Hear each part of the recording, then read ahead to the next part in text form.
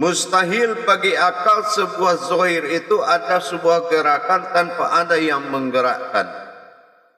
Inilah yang dikatakan imanullah, beriman kepada Allah. Bagaimana cara kita beriman kepada Allah? Tentunya dengan kita harus mengenal lebih dekat. Pakai apa kita kenal Allah itu? Tentunya dengan kodrat-kodratnya yang tidak bersekutu baginya.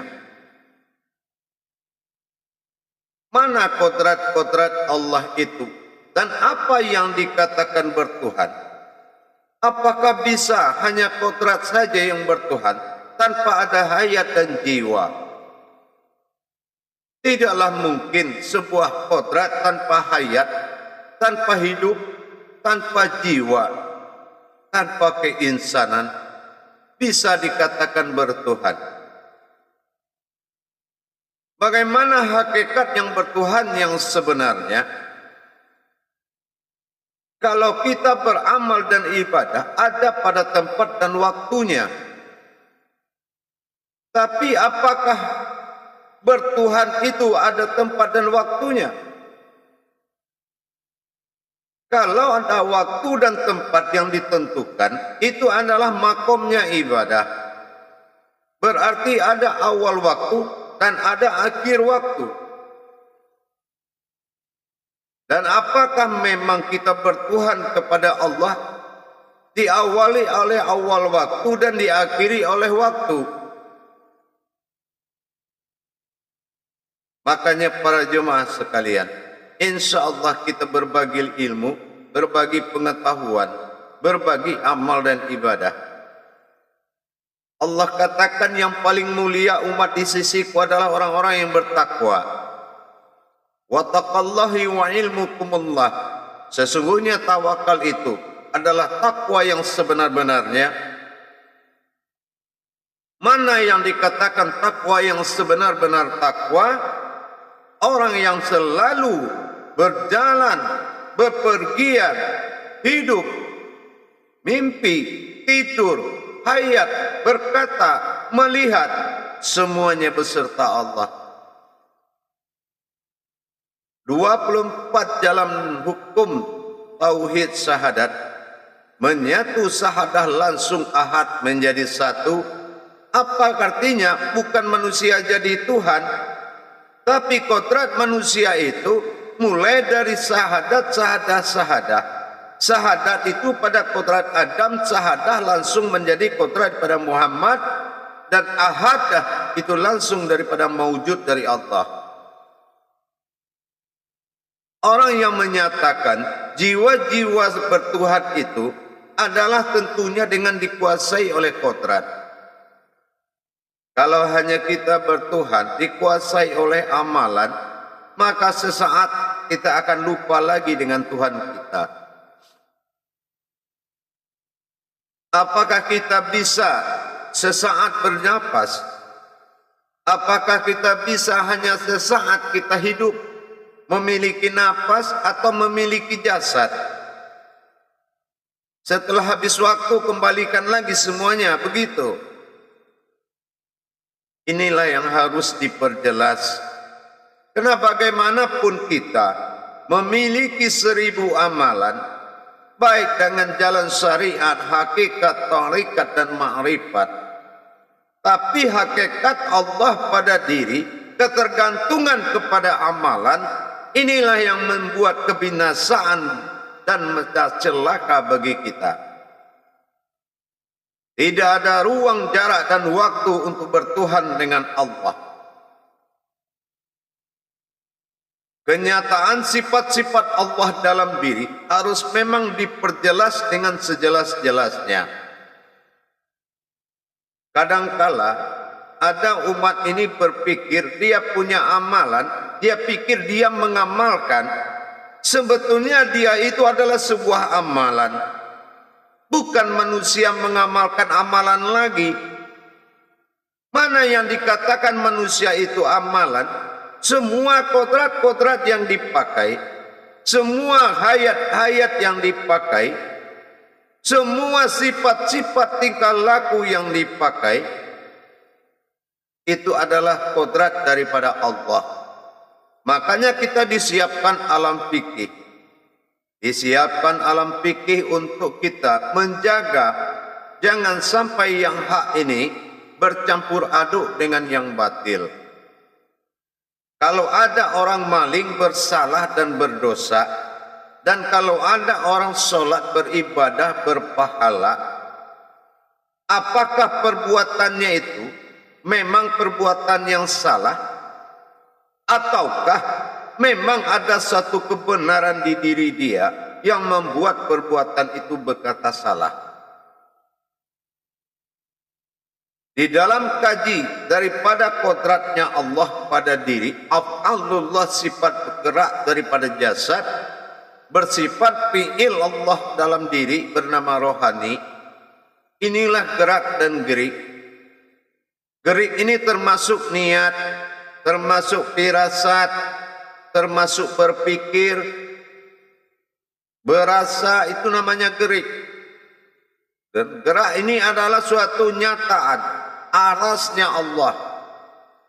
Coba bayangkan, kalau sebuah gerak-gerik ini diarahkan kepada yang salah, kenapa harus berdosa? Karena kepemilikan daripada gerak dan gerik ini adalah milik Allah semata. Inilah yang dikatakan fi'ilullah wa Allah. Para jemaah yang dirahmati Allah rahimakumullah. Dalam pada dasarnya, usul daripada rohani yang disebut dengan asal, dan asal daripada rohani jasmani, inilah yang membuat kita mendapatkan satu hikayat, bahwasan hikayat manusia itu berasal daripada sifat dan kodrat Allah semata. Ditandakan dengan penguasaan Allah. Setelah kita kaji lebih dalam lagi, dalam rangka kita tadabbur diri, ternyata kita mendapatkan suatu nilai-nilai kehidupan Allah dalam diri. Karena dikatakan mencari diri dengan diri, kalau ketemu bukanlah diri. Maksudnya apa? Diri ini adalah sebuah tajali, hanya pengantar untuk mendapatkan siapa Tuhan kita yang sebenarnya. Kenapa begitu? Makanya telah diharamkan dan disirik dan diberikan dosa kepada seseorang yang mendekati dirinya kepada Allah kalau perantara tidak melalui sebuah diri. Para jemaah yang dirahmati Allah rahimakumullah. Maka daripada itu terjadilah dua daripada jalan hidup, yaitu beribadah kepada Allah. Yang pertama melalui sumber ba'da disebut waktu. Setelah kita mendapatkan waktu, maka kita menandakan dan memberikan persembahan kepada Allah, yaitu perintah yang akan kita ambil dengan menyatakan dan mengembalikan kodrat daripada asalnya. Mana kodrat yang dijadikan dan mana kodrat yang jadi, itulah kun fayakun. Mana kodrat yang dijadikan sifat aftarnya Allah dalam wujud menyembah, dan sifat badalnya Allah wahid tunggal dalam sifat disembah. Ilah dalam sebutan Tuhan diri, Allah dalam asma setelah ingin dipanggil dengan nama Allah. Maka di sini kita harus bisa membedakan daripada hayat sahadat kita. Kodrat sahadat dalam diri bersumber ilah dengan Allah. La ilaha illallah. Kalaulah ilah itu nama sifat Tuhan bagi diri, tidak diukur dalam bentuk lama atau sebentar, tetapi adalah kodrat yang wujud selamanya. Inilah yang dikatakan kalau bersumber ilah tidak lagi diukur oleh waktu, maka bersifat kekal dalam 24 jam. Mana yang solat yang kekal dari 24 jam tadi? Bukan solat yang digolongkan ibadah, tapi solat yang beribadah kepada Allah langsung, dinamakan ibadullah. Mana yang dikatakan ibadullah? Hayatnya Allah, hayatnya aku, hayatnya Allah sendirinya. Kodratnya Allah, kodratnya aku, kodratnya Allah sendirinya. Sampai pada 7 pernyataan sikap. Makanya kalau kita paham mana solat yang menuju Allah melalui ibadah, itulah salatu fil mi'raj. Itulah 5 waktu dijadikan dalam 17 rakaat. Mana yang dikatakan berkekalan dengan Allah solat dalam diri, itulah yang dikatakan solu ala min tawab. Kalau azannya di rumah sakit, qamatnya di rumah sakit. Kenapa di rumah sakit? Kita lahir diazankan, diqomatkan. Mana solatnya? Inilah hayyun baqa. Itulah yang dikatakan sifat kekal bagi Allah, masa bertuhan dalam kandungan kodrat 24 jam. Wa huwa ma'akum aina ma kuntum. Dimanapun kamu berada, di situ aku ada. Dengan syarat wa huwa, apabila semuanya adalah dia, ma'akum pada dirimu, aina makanya saya, makuntum adalah kamu. Dalam arti zahir bersifatnya Allah dalam diri. Itu memiliki adab-adab daripada khusus. Dan ini sering disalahgunakan menjadi solat doim.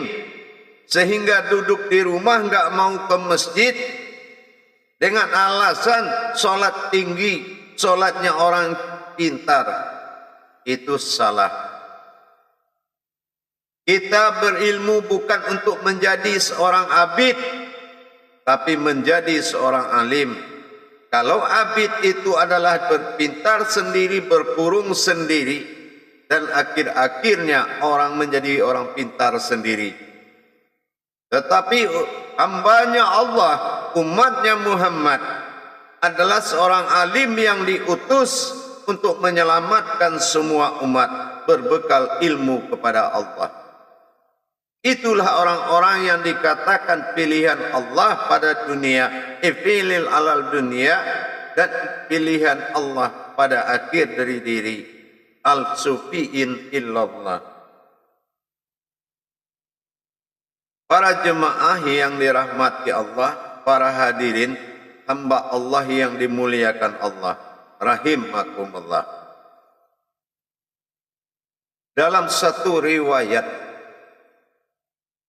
seorang guru mursyid ditanya oleh seorang muridnya, apa yang dikatakan solat 24 jam itu, wahai guru? Tiba-tiba gurunya dengan diam minta ditemani sama-sama rame-rame dengan jamaah mencari suatu tempat. Belok kiri, belok kanan, jalan belok kiri sana sini. Muridnya bertanya, wahai Pak Guru, kita mau kemana? Masuk kiri, masuk kanan, belok kiri, belok kanan. Gurunya diam. Sesampai di tempat, gurunya menjawab, maaf, tadi saya tidak bisa menjawab kalimat kata-kata kalian bertanya, karena saya lagi sholat. Mendengar perkataan guru demikian, terdiamlah semua murid. Akhirnya guru menjawab dengan suatu perbuatan, dengan makna, apakah kamu sudah menyanggupi dan memahami hakikat dari sebuah perjalanan dengan Allah? Sudahlah yang dia cari kita tidak tahu, Kenapa dia belok kiri, belok kanan, siapa yang menggerakkan? Ternyata kemauan dan semangat bukanlah salah satu syarat yang mengabdolkan sebuah ilmu harus diberikan. Tetapi kenyataan dan kebenaran hati untuk belajar bagaimana mengembalikan kodrat dan sifat Allah mewujud kembali menjadi sebuah insan dalam kandungan gerak dan geriknya Allah dalam masa 24 jam. Para jemaah yang dirahmati Allah rahimakumullah. Dengan kita belajar memahami daripada kodrat-kodrat Allah sehingganya kita diperintahkan untuk mendirikan keinsanan Allah pada diri dan melebur kemanusiaan kita agar kita selalu dalam kendali keinsanan Allah dalam diri. Masa-masa keumatan Allah dalam masa dunia dan akhirat diwujudkan sebagai kodrat daripada Allah yang ingin dipanggil Muhammad dan berupa-rupa Allah dalam bentuk kodratnya Adam alaihissalam, sehingga menjadi lembaganya azibul ghaib pada diri kita. Rahmat namanya jasad, nikmat namanya hakikat. Itulah alam dunia dan akhiratnya orang yang bertuhan kepada Allah.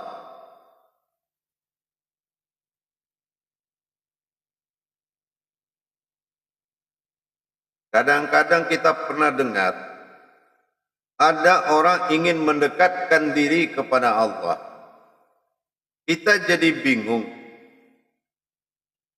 Kenapa dia hidup, bernyawa, bernapas, bisa bicara, bisa melihat, dan dia ingin mendekatkan diri kepada Allah. Terus, hidup sekarang itu hidup siapa? Kenapa yang bergerak itu siapa?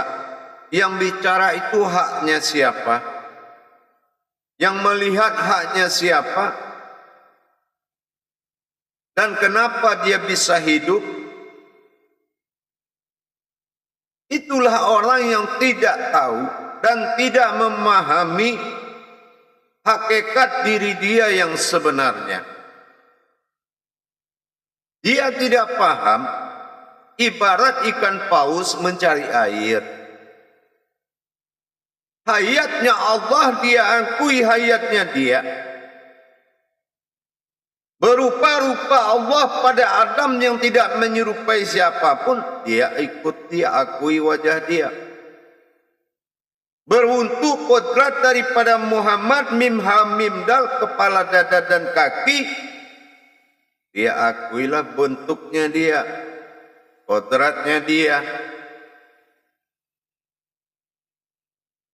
Dan dia akhirnya memilih segi empat yang ada di dunia ini. Dia tetapkan Allah pada maghrib, dia yakin Allah di tempat matahari terbenam. Kesimpulan yang sangat membodohi. Inilah hakikat bertuhan yang belum sampai ke dalam diri. Terlalu banyak mengaji yang lain, lupa mengkaji diri. Dikaji agama tanpa diri, itu adalah sebuah perbuatan tanpa wujud.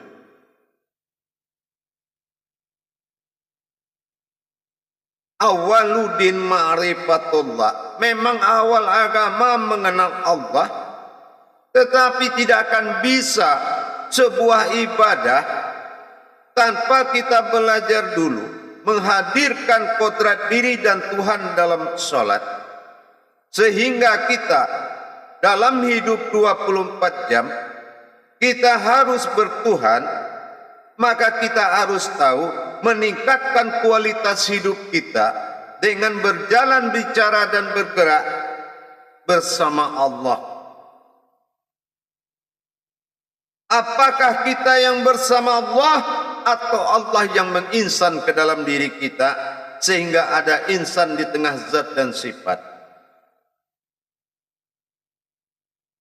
Para jemaah yang dirahmati Allah, tidak akan henti-hentinya kita belajar mendapatkan diri dengan diri. Kalau bertemu bukanlah diri, melainkan sesuatu yang berdiri. Carilah aku dengan aku, maka kau bertemu. Kalau bertemu bukanlah aku, mananya apa? Mana keakuan Allah dalam diri disebut na? Mana keakuan Allah pada dirinya sendiri bernama hu? Inilah yang dikatakan nahu. Kalau memang sudah kehidupan Allah yang nyata pada dirimu, maka itulah yang dikatakan kehidupanku, kata Allah. Nanya dia, akunya juga dia. Itulah nahu, berkeinsannya Allah pada diri. Para jemaah yang dirahmati Allah rahimakumullah, insya Allah, kalau memang semua sudah milik Allah, kalau kita katakan 7 sifat maknawiyah bagi diri, itu baru bersifat Allah dalam diri. Bersifat artinya bertingkah dengan sifatnya sendiri. Qadrat, iradat, ilmu, sama, basar, kalam, hayat maujud dalam tubuh sifat. Dasarnya sesuatu memandang, mendengar, melihat, berkata, hidup dan bergerak, berilmu. Tetapi di balik itu la maujudun illallah, la sami'un illallah, la basirun illallah, la muqallimun illallah, la hayyun illallah, la qadirun illallah. Semuanya maujudullah dalam diri yang hak. Kalau diri yang hak itu telah dibalut oleh sifatnya sendiri, sama, basar, kalam, hayat, maujudlah baru nampak sesuatu yang rahman bagi diri. Inilah lau mahfuznya Allah bagi diri adalah jasad yang berbentuk. Alangkah nikmatnya kita hanya sebagai sopir dan menyaksikan bagaimana tajalli Allah dalam menetapkan ketuhanan dan kedirian kehambaannya sesuai dengan perjanjiannya, sembahlah aku. Dan apa yang dikatakan sifat menyembah, aku dizahirkan untuk menyembah. Kalau kita dalam alam sadar adalah semua kodrat yang dizahirkan untuk menyembah, berarti bukan terpisahlah kodrat umat dengan Tuhan, melainkan bersifat umat Tuhan pada diri. Kalau belum paham, memang harus belajar jemaah. Jangan mengambil keputusan dan kesimpulan dalam kebodohan, tapi belajarlah dengan benar agar kita tahu kebenaran menuju kesuciannya Allah. Sebelum akalmu tunduk, sebelum hatimu dibuka, sebelum kodratmu diakui, Tuhan mana yang akan menghadiri hatimu? Karena Allah hanya menjanjikan fil qalbi alal ilmin wa ilmun. Hanya kodrat sebuah hati itu adalah ilmu, dan ilmu itu adalah sebuah janjian. Qalbi mu'mini baitullah. Hati orang yang berilmu itu rumahnya Allah. Bersifat an-nur, sifat daripada kodrat Adam dalam jasad dinamakan dengan sifat Adam, sifat zohir. Surat An-Nur juga Al-Quran. Berkodrat daripada Muhammad dalam kodrat zat Allah di dalam diri. Dan berkodratnya Allah dengan batin dalam nyawa disebut dengan diri yang hak atau diri yang batin. Maka di Al-Af'al, di surat Al-Anfal, di surat Al-Batin, semua kandungan hakikat Al-Quran itu adalah hakikatnya di dalam diri kita.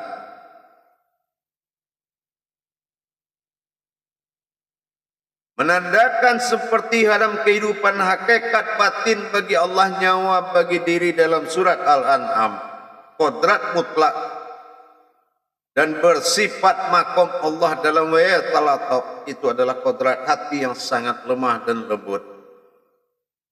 Begitu juga dengan denyut jantungnya, bertasbihnya alam kepada Allah dalam kodrat batin Al-Fatihah pada jantung, dan menuju sifat sir Allah dalam menjaga zahir dan batin dalam hayat menjadi umat atau menjadi kehambaan dirinya dalam kodrat Bismillahirrahmanirrahim.